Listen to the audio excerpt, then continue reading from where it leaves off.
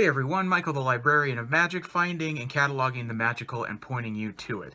I'm back today to talk about the two original movies that were released on Disney+. I finally got around to watching those two after the launch, and I'm ready to talk about them. They are Noelle and the live-action Lady and the Tramp. I will start with Noelle, just because that's the order, excuse me, in which I watched them.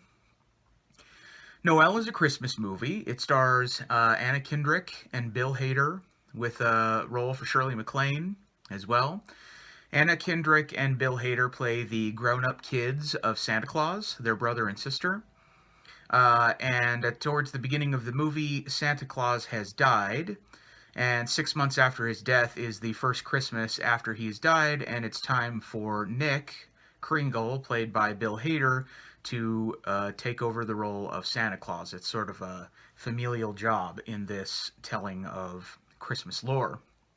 So he's not very good at it. He's very inept, and he's trying to figure it out and sort of freaking out about it as it gets closer to Christmas. They're getting a couple weeks away, and his sister is in charge of keeping his spirits up and gives him the advice that maybe he needs to take a quick weekend break and go somewhere to just relax and think it through before he comes back to try to tackle it again. So he takes off and then doesn't come back. And Noelle, his sister Noelle Kringle, has to go on a quest to figure out where he's gone and find him and try to get him back before Christmas comes in like a week's time and try to save them. It's a pretty fun movie. It's got some Christmas magic to it. It's not I hesitate to use the word instant classic, but usually when it comes to Christmas or holiday movies, that feeling can happen. You know how like the first time you watch like A Christmas Story, the one with Ralphie and the BB gun, or Elf. When Elf first came out, I kind of thought like, even if you don't like it or even if it's not a classic for you, you just have this feeling like this is going to be in people's holiday rotation forever, for the rest of ever. This movie might be in a few people's. Some people may really, really enjoy it, and I liked it. But I'm not sure if it's going to be one that just gets heavy play every holiday season, or people really, really loving it. But I think people are going to enjoy it, and it's a nice holiday Christmas offering. All of the actors do a really fun job. There's actually a really fun role for Billy Eichner, who plays the cousin of Noelle and Nick. And when Nick takes off and everybody panics about who's going to be Santa, they kind of appoint him to be Santa when they get nervous about it. But he's really even worse. He's like this tech-minded guy who wants to start creating an algorithm to determine who's naughty and nice, and he wants to start delivering kids their presents by Amazon Prime instead of by Slay, and like he's trying to optimize everything, and it just turns out to be really bad. Anyway, the movie is really funny. Shirley MacLaine plays the kid's nanny. She's also an elf, and her name is Polly, I want to say, and she does a really fun job too. She's sort of a snarky, wisecracking sidekick for Noelle throughout the movie. There's really fun scenes with like CG created reindeer, and it's very heartwarming and very Christmassy, and it does offer some interesting twists on Christmas lore. There's some new stuff that I personally have never seen done in any sort of other Christmas movie before, so that's another thing to recommend it. They have an interesting take. So it's good. It's not by any stretch of the imagination the best Christmas movie I've ever seen, or not one that is a must-watch for me every holiday season, but I would watch it again, and I would recommend it if you do like Christmas and holiday movies. You may enjoy this one, actually, if you're just looking for something new, and you want to see something that's heartwarming and puts you in a decent Christmassy mood and has a couple of fun laughs in it. Check it out. Noelle, it's not too bad. I would give it a recommendation. It's probably not high on everybody's list. If you're not even a Christmas movie person, I would not watch it. So that's Noelle, basically in a nutshell. The other movie is Lady and the Tramp, the live-action Lady and the Tramp, which stars Justin Theroux as the voice of the Tramp, who also was in Mulholland Drive back in the day and some other stuff. Tessa Thompson was the voice of Lady. She was in Thor Ragnarok and also in the recent, she starred in the recent Men in Black International, if anybody ever watched that, which I did and thought it was okay. Sam Elliott is the voice of Trusty, the Bloodhound, which is a great fit for him. This is a pretty well cast movie, I thought. And then there's a bunch of other casting that is pretty good. Yvette Nicole Brown is the really grumpy and evil Aunt Sarah who brings her cats along and they trash the house, and that's how Lady ends up on the street, just like in the original movie. Um, Thomas Mann plays Jim Deere, and Kinsey Clemens, I think her name is, am I saying that right? I hope so, is Darling.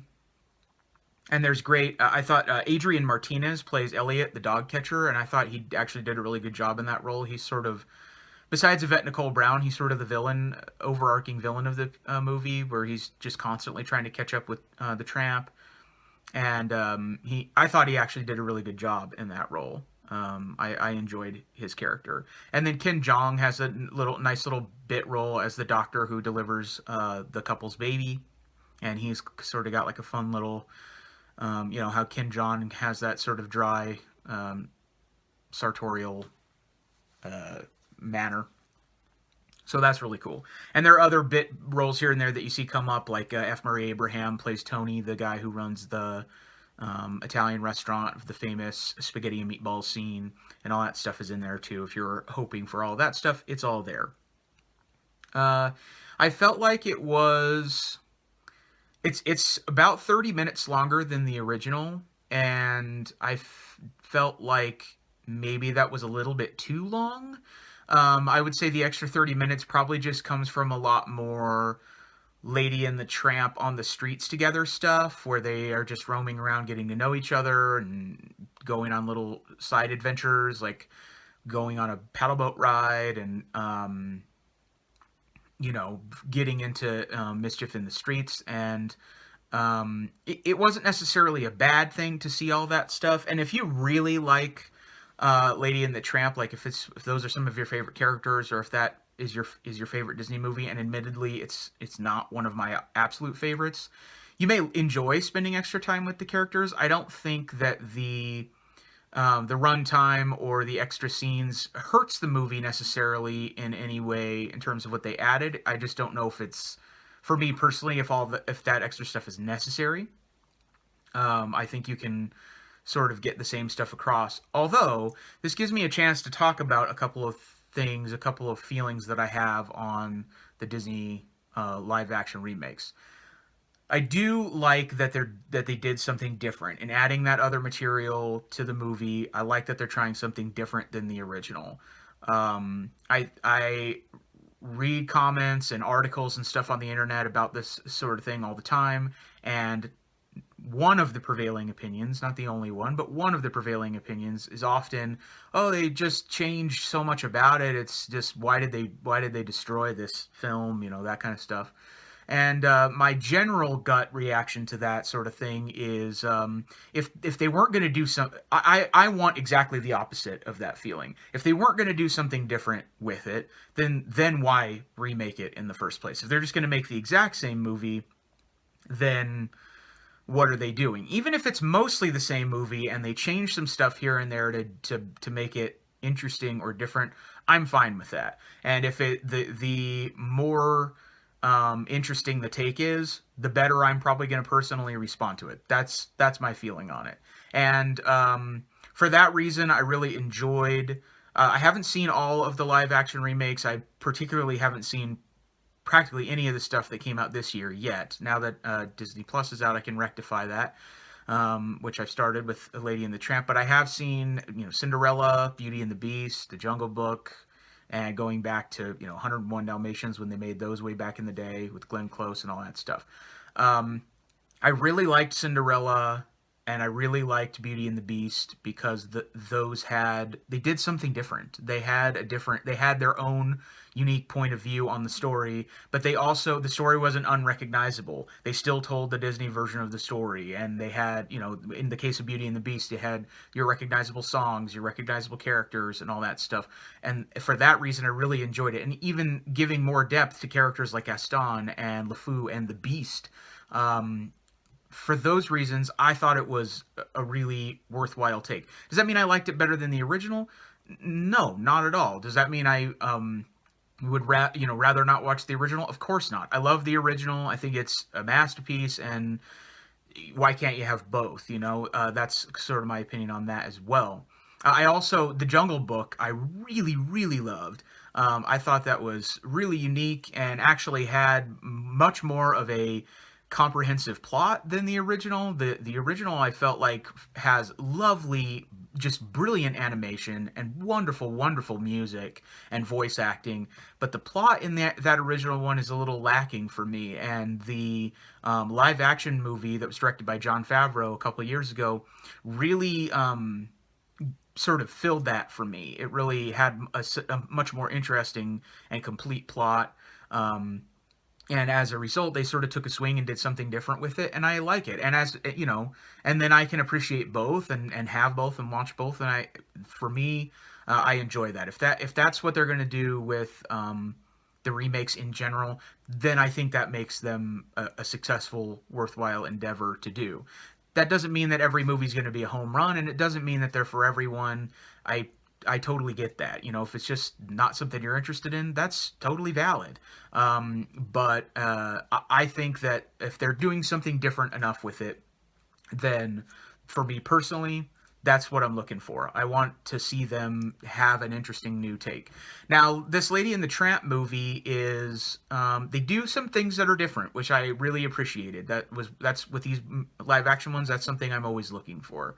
Um, it's not quite as big of a swing or as big of a take as some of the other live action ones like Beauty and the Beast or The Jungle Book. It adheres really pretty closely to the original movie for the most part. But where it does make some different choices, I really appreciated it. Um, for adding content here and there throughout the plot. It's sort of a subtle additions, with the exception of the cats and their song. And this leads me to another point that I might as well talk about now because people want to know these things.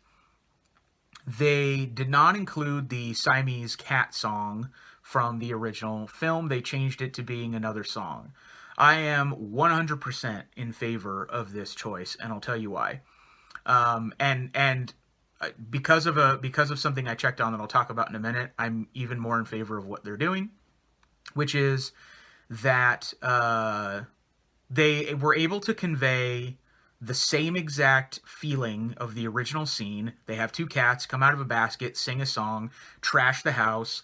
Lady gets blamed for it. Lady gets kicked out, right? That's the whole purpose of the song, is that you have these really horrible cats that trash the house, and that's what you need to convey. They came up with a new song that basically does the same thing without having to have without having to recreate a negative stereotype. And I'm all for that. I'm especially for that considering that they have not changed the original movie, which is also on Disney Plus. They haven't edited it out in any way, and in fact, there in the details tab there is a little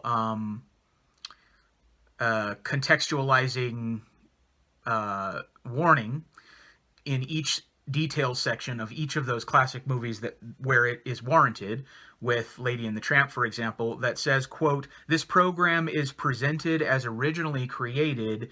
It may contain outdated cultural depictions," end quote. So they contextualize it without changing it. They say, look, this is how it originally was. We're not going to delete anything out of it, and we're going to present it as originally, acknowledging that there are outdated cultural depictions in this movie. They've done the same thing where it applies for a lot of their other movies too that have those sorts of scenes in them, and there are several. I'm assuming Peter Pan would have one. I didn't check on that one in specific, but there's some really insensitive, outdated cultural depictions of Native Americans in that one. And I know for a fact because I checked it this morning, they did with Dumbo. And I want to say for anybody that's curious, because there were a lot of rumors floating around before Disney Plus was launched about them editing out the Jim Crow crows in Dumbo. And for the record, I just checked it right before creating this video. They have not. They did not edit them out. They have chosen, just like with Lady and the Tramp, to present it as originally made with the details listing the warning that it does contain outdated cultural depictions and that this is they're just presenting it how it was originally made, so they give some context to it. That is 100% what I want to see. Rather than them deleting all of that stuff out of there and just sort of pretending like it didn't exist or trying to censor it in any way, if you want to have a different take or if you want to try to acknowledge the fact that that sort of stuff should change or that our cultural values and that our cultural point of view in general has changed on those topics and that those things are not okay and those things aren't acceptable. They weren't then, but we acknowledge now that they aren't, then I feel like the remakes are the place to do that. You change it there instead of trying to monkey with the original movie. You contextualize the original movie. You make it a teachable moment, and you tell people, look, this is how it originally was, and this is what they created. This is what the company created, and these were the views at the time, and you try to educate people about why those views existed and why those things were made rather than pretending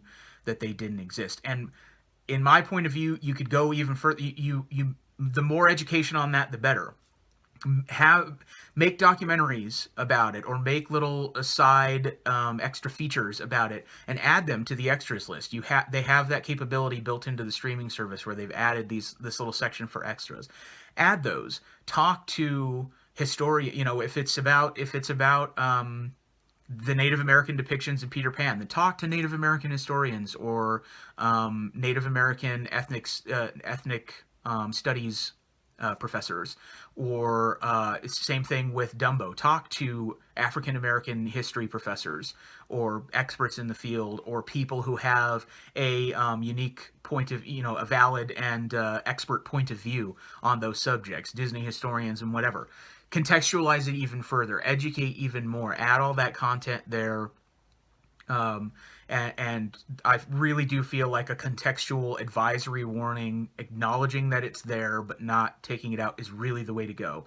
And then if you want to sort of update it for a modern audience, or have a different take, or do something different with the material, or take things out, do it in the remake. And that's what they've done with Lady and the Tramp, and I'm 100% for that choice. Keep going in that direction, Disney. Please, please, please do not edit stuff out of the movies and then don't give any sort of context or any warning for that sort of thing. I feel like, personally, for me, that is not...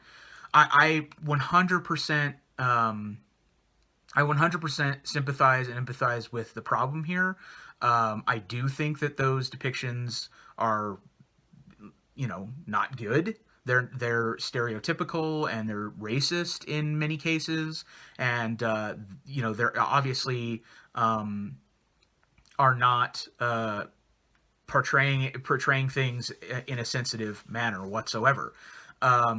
But the answer to all of that is not to pretend it never existed or that they just didn't make it. The answer to that is to contextualize and to teach about it and to use it as an educational moment, which I feel like is how we've gotten to where we are now. The slow progress that we've made between then and now is because we have been allowed to watch these things. We haven't censored them, and we've had people teach. When I was a kid, I watched the original Dumbo with the crows, and it didn't even strike me as anything that was off or weird. But as I got older, I had really great teachers and friends and people around me to show me and teach me, oh, you saw this? Well, here are the reasons why that's problematic. Here are the reasons why,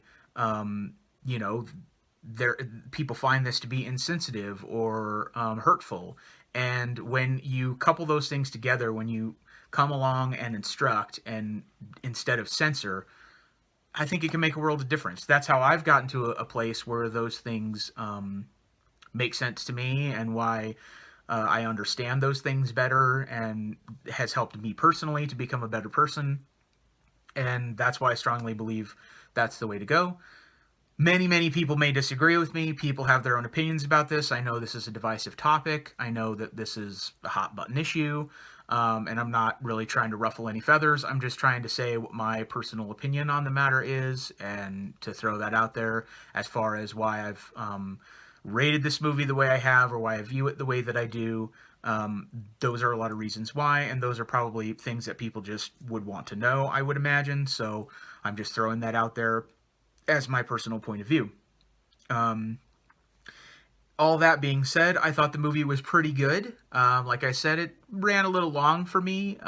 There was some stuff in there that I didn't necessarily need, but I did enjoy watching it, and I think that it was pretty well done. The dogs in the movie were really impressive. They did use real dogs with some CG help here and there, as far as movements and things like that. But for the most part, they're real dogs doing real movement and real stunts and all that kind of stuff.